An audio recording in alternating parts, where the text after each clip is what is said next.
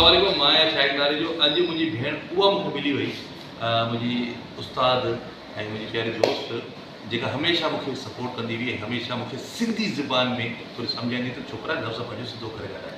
ऐं मूं हुनजो हिकिड़ो चैनल ॾिठो, यूट्यूब चैनल ते सोनी पारस ऑफिशियल आहे, त मूं त हुनखे सब्सक्राइब कयो आहे। पुछां पियो त इहो चैनल आहे छा जो कीअं आहे, अॼु पाण मूंखे मिली वई त पुछां तॾहिं पियो। हाणे मां मिली वई आहे, मां ॿुधायांसि थी त यूट्यूब चैनल आहे, हिनखे सब्सक्राइब कर, बेल आइकन खे भी दबाए, ठीक है, लाइक भी कर, शेयर भी कर, ऐं तव्हांखे चटपटियूं कचेरी मिलंदी, सुहिणा सुहिणा अहिड़ा हिन में तव्हांखे ज़रूरी कोन्हे त का हिकिड़ी शइ मिले, हिन में तव्हांखे सभु सम्झो गोलो गंडो मिलंदो, तव्हांखे सफ़र मिलंदो, तव्हांखे आर्टिस्ट मिलंदा, तव्हांखे फेस्टिवल मिलंदा, तव्हांखे एक्टिंग मिलंदी, तव्हांखे एक्टर मिलंदा।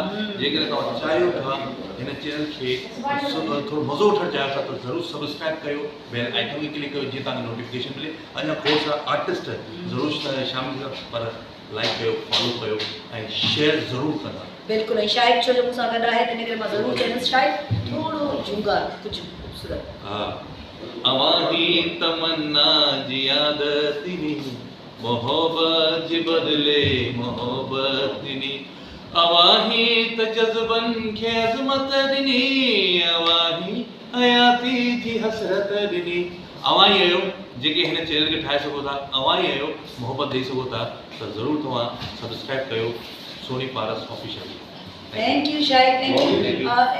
ऐसे ही आपको बहुत सारे दोस्त मिलते रहेंगे, सियासतदान भी होंगे और आर्टिस्ट भी होंगे, फनकार भी होंगे, डायरेक्टर भी होंगे, न्यूज़ सेक्शन भी होगा, सफ़र भी होगा, जैसे शाहिद ने बताया सफ़र भी करेंगे, सिंधी उर्दू सारी चीज़ें, सारी ज़बानें आपको मिलेंगी।